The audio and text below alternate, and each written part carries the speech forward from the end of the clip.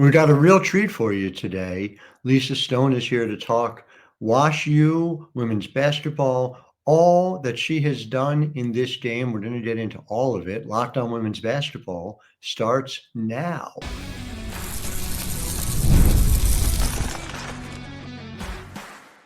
You are Locked On Women's Basketball, your daily podcast on women's basketball. Part of the Locked On Podcast Network, your team every day.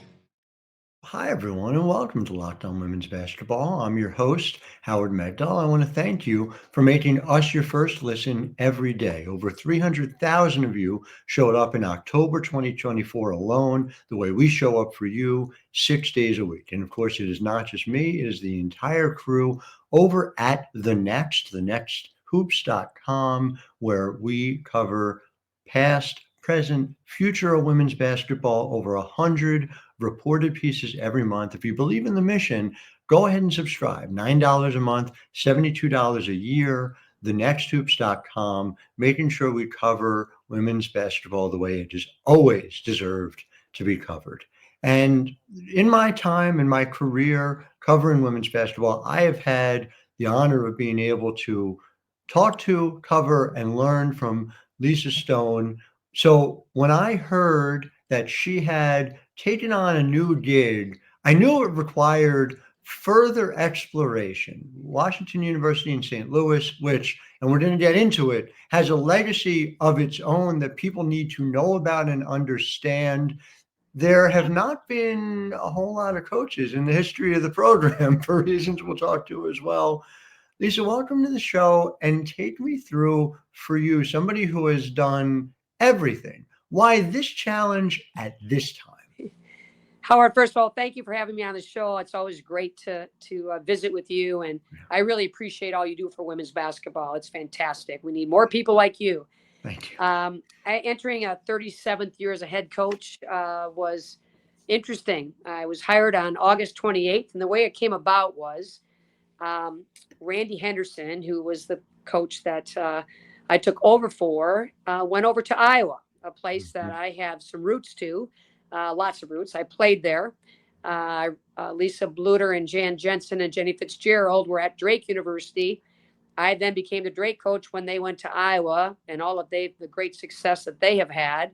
Yeah. Lisa Bluter, a storied, wonderful human being first and great basketball coach, retires. Jan takes a head job. She hires former player Randy Peterson Henderson, who's at Wash U, to be on her staff. So for Randy to take her family and her husband, who also played at Iowa, back to Iowa City with their two children, back to their roots.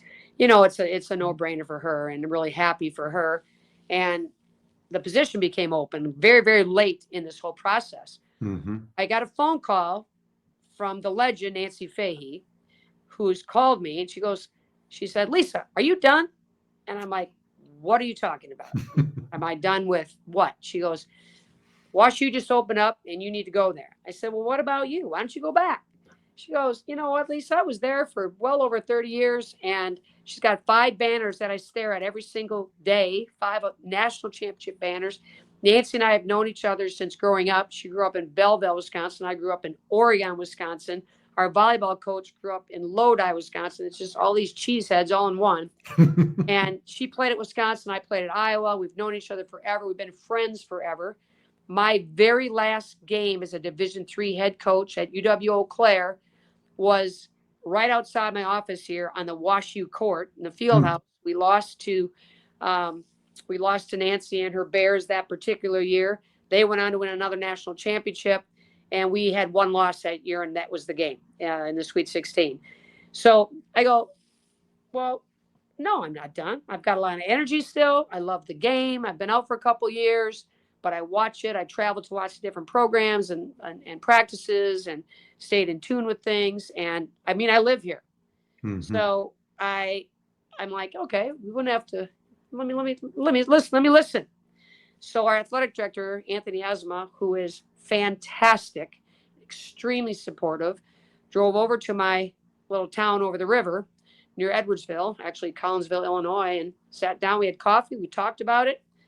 Day later, I came on campus, met some people. And a day later, I took the job. And My son, who just got married, lives here in St. Louis, about 10 minutes here from my building. I didn't have to move. A great opportunity to take over a storied program, a program that Randy had recruited wonderful players to, great players. And Nancy built this foundation. So to me, it was a no-brainer for me. I still have juice. I still have got energy.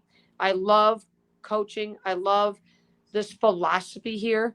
They are students first. There's no question about that. And then they're basketball players, very intelligent, very caring, very much wanting to hang another banner. A fifth-year senior, Jessica Brooks, stayed and paid in full tuition for her fifth year at preseason All-American, along with Lexi Harris, a post player from Atlanta. Both are on this team. And with 17 bodies, there's a lot of players trying to navigate who plays when and what, but they love it. They come to practice. They're gracious. They're thankful. And I thank them for welcoming me back to the court. It is a dream come true. I'm so thrilled. But the best part of my day is seeing these young women. And my young assistant, Katie Hempen, for me to mentor yet another female coach. Yeah. All of those things, it allows me to have this be my last stop of my career and finish with Division III attitude, kind of full circle moment, go back to where I started and coming to a place that in my opinion, WashU is the cream of the crop when it comes to Division I women's basketball. And a lot of that is thanks to Nancy Fahey, who, by the way, Howard, is coming into practice today to talk to my team. Very ironic that we're talking today. But the legend, whose name is on the basketball court, and a very dear friend of mine, whose shoulders I stand on, is coming to practice today and will be at every home game. I mean, just a remarkable legacy that she built. And I do wonder, for those who don't know, I just want to give everybody a sense. You're going to close in either at the end of this year or early next year on 700 wins as a head coach. I mean, just a monumental number. And again, as you've talked about, have done it everywhere, have done it at D3, did it at Drake, in the Big Ten, did it at St. Louis, at every stop. And again, just a point of personal privilege, I will just say this for our listeners: the teams got disproportionately better after you took over. And so you have taken over at places that needed to build. And this is obviously a different kind of challenge. You guys come in, it's very rare with a first-year head coach to be ranked number 18 preseason and to come in knowing you have that base of talent. And I wonder, like you said, Randy, who we had a terrific story about just recently over at the Next, written by our Angie Holmes. But, Randy has built something there. Like you said, you're the fourth head coach in program history, which that number blows my mind. And it makes sense when you know about it. But how do you sort of strike that balance between the way in which they played and the way in which you intend to play? Yeah, well, I mean, I can only be who I am, Howard. I know I'm a fundamentalist. I'm a defensive coach. I want rebounding to be a key statistic for us, and I want us to have a fun offense. And those sound very coined phrases, but it's the truth. And a lot of coaches talk family, but I am family. You can ask my players. I talk about my kids who are grown now, and I talk about my family all the time. That's the root of who I am. And they know it, they feel it, and that's kind of what we build on. But the foundation, and their pressure is how you make it. I want to compete for championships every stop I've been, and this is a program that is hungry for that. And again, Randy did a great job recruiting these wonderful players. It's my job to instill my philosophy. Play maybe differently defensively and has some different focuses, but there's just different pieces. Basketball is actually not that complex. It just isn't. There's a simplicity to it. There's a belief in a system, but there's also trust and a respect and a relationship with players. That's how things work these days. That's just how it is. They have to know and believe in themselves first, and their teammates and their coaches. And I feel very good about that. I'm inspired. I'm excited to get started. I'm actually thankful we didn't start opening weekend, that we start this weekend, because we needed another week of practice just because of the late start. So the support around here is unbelievable. Our facilities are fantastic. I'm excited to take my team on the road, and We may not be in a charter flight, but that doesn't matter. We do fly in the UAA. We have a very, very tough conference. NYU is returning national champions.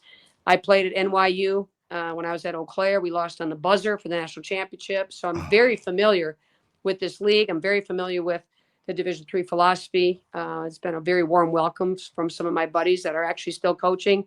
Yeah. And if it's not them, it might be a former player, an assistant, or some way, shape, or form that you seem like you're connected to so many people when you're in the business this long. But I'm thrilled, Howard. I'm excited. I live for practice every day, and I'm on the court doing what I do. And yeah, I hope that I can make the WashU alum proud with what we accomplish in the time that I'm here. Well, no question in my mind, matter or when, not if. Back to talk more about where the rubber hits the road, both in terms of statistics and also just the experience itself. Lisa Stone here. I'm Howard Megdal. You're listening to Locked On Women's Basketball. But first, Locked On Women's Basketball is brought to you by Chime. And look, during the holidays, finances get a little trickier. You're looking to buy for people during the holidays. You're looking to take care of end of the year expenses. If you've ever had to do things like borrow from savings or increase debt, Chime is here to help make this a little bit easier. You take control of your finances by using a Chime checking account with features like no monthly or maintenance fees, fee-free overdraft of up to $200, or getting paid up to 2 days early with direct deposit. How do you do it? Well, just open your account in 2 minutes at chime.com/NBA. That's chime.com/NBA. Enjoy the holidays while keeping your financial goals on track with Chime. Chime.com/NBA. Chime feels like progress. Back here with Lisa Stone talking about WashU and the way in which you reach banner number 6. And so, again, you talked about rebounding, you talked about defense. I'm curious on a couple of fronts. Are there particular numbers when you drill down beyond things like just defensive points per possession where you're looking to hit a particular number? And I would point out, one of them is you guys were 61st in the country last year in rebound rate overall. And I wonder whether for you, on your teams, it's a hallmark of your teams is that you are elite rebounding teams. Do you look at top 30? Do you look at top 20? And similarly, opposition points per possession. The number's a little lower last year than it typically is for WashU. I'm wondering if you have a particular goal for that as well. Well, first of all, there's 3 things that stood out on like some of these statistics. One is we have to rebound the ball better. We have to hold our opponents to, in my opinion, under 60 points per game. I want a plus 10 rebounding average, and I want us to score, 70 plus. Now that's big. Main things are the defensive end of it, but the turnovers are way too high as well. Back to being a fundamentalist. So, to defend, rebound, and take care of the ball, those are 3 big, huge cornerstones for me every single game. That if you can win the rebounding edge, you can really dig in defensively and make teams play 5v5. It sounds funny, but that's really what it is. Get back in transition, build a wall, and have a solid defensive half-court game and get out. Then you can get offense from your defense. But we also have to take care of the ball. Turnovers are near 20 last year a game, and that's way too high. I am in the grand scheme of things, I like us to be 12 or less. These early games might be 15 or less. That might give us a couple extra ones, but we'll see. My team knows that my focus on taking care of the basketball, and a lot of that is through over and over and over and over again, passing drills, ball handling drills daily. I mean, we spend a good 45 minutes on fundamentals of offense and defense every single day, even on a scout day. We just do it every day. That's just who I am, and hopefully it'll pay dividends when we get to play. I mean, it shows, and to watch your teams through the years, that type of repetition shows more often than not on game day. I just also, and maybe you don't know the answer to this question until you experience it, but how quickly do you tend to see your teams become Lisa Stone teams? Well, hopefully sooner than later. But again, I'm not an excuse maker, Howard. So if it doesn't happen right away, I'm not going to make excuse. I'm just going to roll my sleeves up and go to work. Either you win or you learn, one of those two things. And so we want to get 1% better every day. And that's the whole goal of it. And I would hope that our non-conference schedule, which is very, very tough. We've got Transylvania in there and Lions and DePaul. And, we got a ton of our Midwest Challenge. We got really good teams. Platteville's good. Edgewood's good. We play them first. I mean, there's really good teams. And then we go to Puerto Rico over Christmas with 2 good teams. So our schedule should prepare us for the UAA. But there's a belief system too, and I mean, winning is fun. There's no question about it. But if we don't win, we learn. And we don't make any more, things are never as good as they seem and they're never as bad as they seem. And I keep telling my players that just keep getting better and buy in. And I feel very good. I feel 100% clear on the fact that this team is bought in to what we're doing. It's now whether we can implement it on game day. And I don't know that yet. I'll find that out this weekend. We've got 2 in a row and a tournament. And all I can say is I'm excited to see it and understand that I'll be patient with the process as they will as well. But I'm also very encouraged and very confident that this team will pick it up. You've had the experience of coaching basically so many dramatically different places, right? Drake is so different from Wisconsin. Wisconsin's so different from St. Louis. And I wonder whether there's something that you've taken from each of your stops that you're incorporating into what you're doing here. You must have given this some thought of, wow, after doing all that I've done, this is my last stop, Yeah. So what are kind of those best practices, I guess? I think it comes down to the players. I mean, it really does. And the relationships and getting to know players. I went off campus with every player when I first got here. Just tell me about your family. Tell me about your major. Why'd you pick WashU? What are you looking to do? What are your goals? And just one girl just wanted to go for a walk. And I'm a fitness fanatic, as people know. So we walked like 6 miles and we just kept going and kept going and kept going and kept going. And it was just really nice to kind of get to know them where they're at, not talk basketball unless it came up. Yeah. And that's been the root of things. I've learned that through my time. I think players need to know that you care. I think they ultimately do, but when you really can get to know them one-on-one, that's been huge. And every place you go, you learn. I mean, like I said, I'm not perfect and I'm very coachable. I want to know. And my own children help me with today's lingo, if you will, or the technology or whatever that might be. And, I'm coachable that way, but I also understand. I very much believe in what I do. I'm going to coach players and we're going to be demanding, but not demeaning. There's a difference there. I want them to feel good about who they are and how they play. And my door is always open. That's something I've had everywhere I went. Like if you have something that's on your mind or something that is bothering you, I can't help you if I don't know. Sometimes I know, but I can't read your mind. So that's been very helpful. Whether it's academics or I need a day off or my legs are sore or can you work me out in the gym, coach? That's what I'm here for. And I love that. I love when they trust to have a conversation, maybe a hard conversation, but that's okay. That's the only way we move forward. So communication's been huge. The relationship piece is huge. And then understanding that it is a game. And myself too. I mean, you got to balance out how you take a win and a loss and that kind of thing and just keep things right where they're at and just do the best you can every day. That's all I can ask of my players. So why do I ask more of myself? Just give it all I got every day. And at the end of the day, feel good about that. And just enjoy these young people. They're amazing. They're young and exciting. And they're just fun to be around. The legacy that you are carrying forward, and for those who may not know, you were a point guard for Vivian Stringer when she was at Iowa. And I want to talk about that in a couple of different ways. And the first is that, I heard a lot of people talk about sellouts at Carver Hawkeye Arena like it was some brand new thing. Like it was like March 1985 never happened in the game against Ohio State. And right. I wonder whether you think there is enough of an understanding of how much what has happened at Iowa was built by Vivian Stringer and from players like you, frankly. Yeah, I think Lisa Bluter would be the first one to tell you that. I mean, She she, would.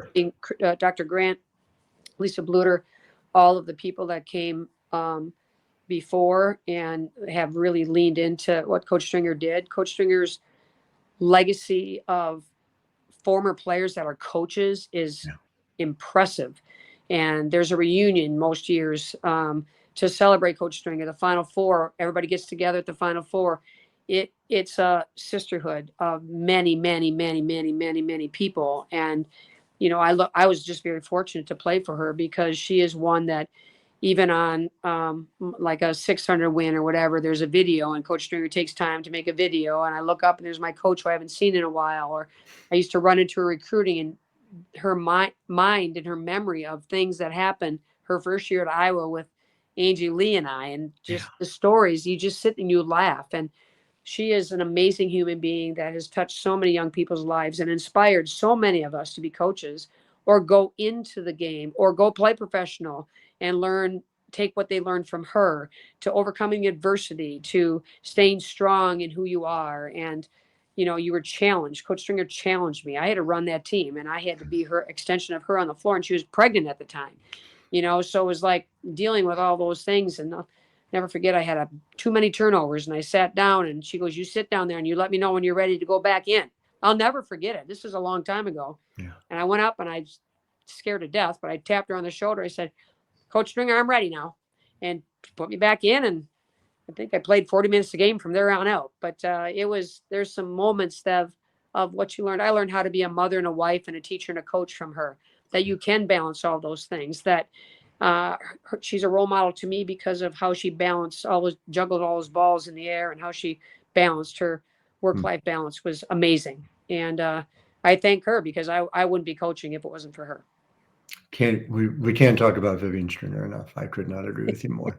All right, back with final thoughts in just a moment. Lisa Stone joining us. I'm Howard Megdal. You're listening to Locked On Women's Basketball.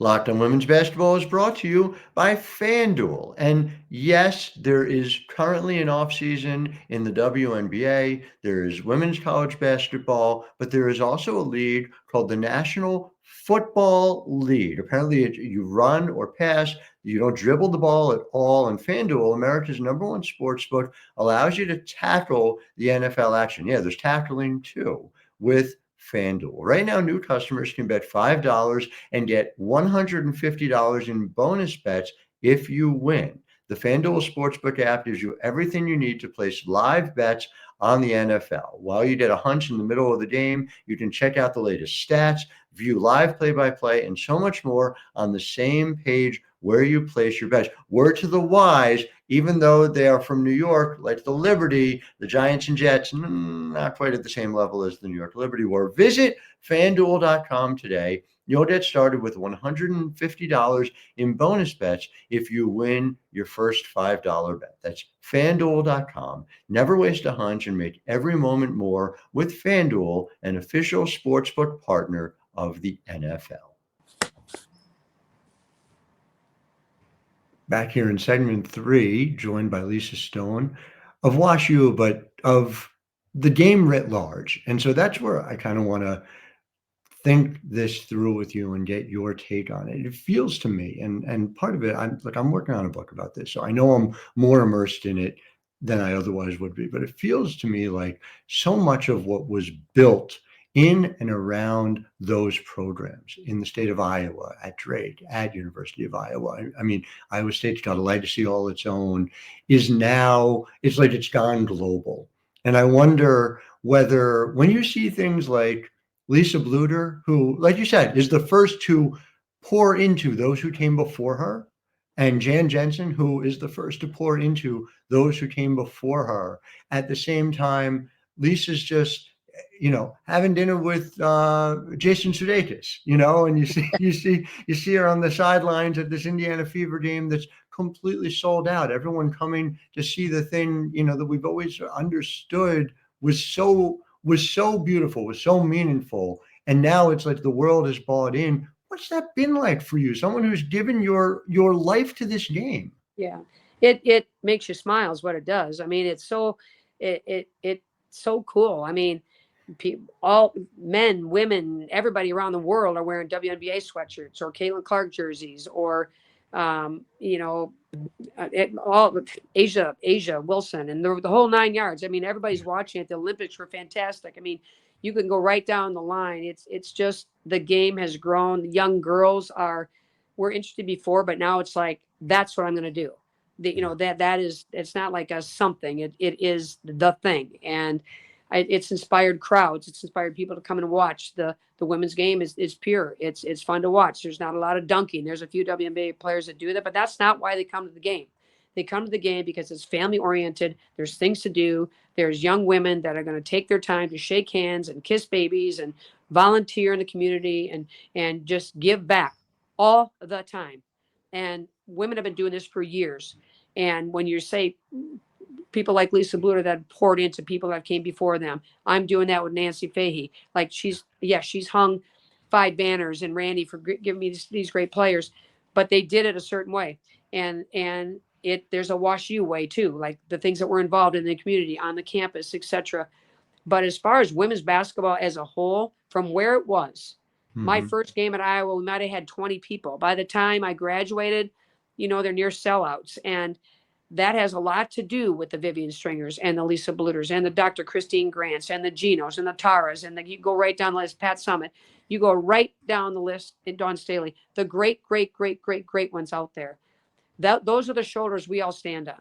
And our job as coaches and as young women is to continue to foster female leadership, to get them to believe in themselves, their self-confidence and their demeanor and how they carry themselves. That's what basketball provides. And that's why you're seeing women's players, whether they're still playing or they're GMs or they're overseas, they're making an impact in this world in ways that are not just because they play basketball. It's so many other ways. You can pick any WNBA team and things that the players are involved in. You look at college teams and the different things that they're involved in. They're majors. They might be, the next astronaut, for goodness sakes. They might be, the next GM of the Golden State Warriors. They might, you know what I mean? Like there's so many great things that are coming from those that have built it and those that have maintained it. And now those right now, the GOATs out there, I call them, that have taken the game to a whole nother level where people love to go. And if I had my daughter is now being very successful in the medical profession, if she was a little girl right now, we'd be going to every single women's basketball game we could go to, because it is an amazing sport of camaraderie and love and friendship and a way to give back to the community. And it's fun to watch. It's a great game to watch. So hopefully this will blast out, and I got to get these Wash U fans at these games, and we need to rock this place, because I played in this gym as an opponent, and it's great to be on the winner's side right now, and hopefully we can keep it going.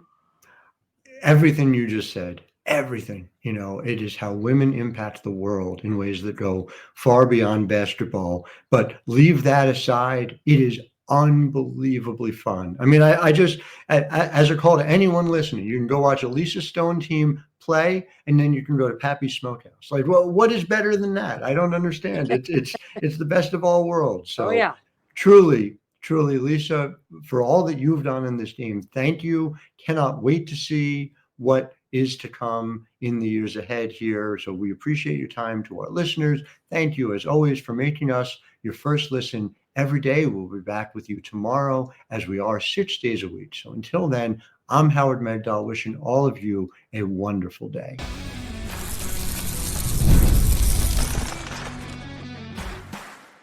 You are Locked On Women's Basketball, your daily podcast on women's basketball. Part of the Locked On Podcast Network, your team every day.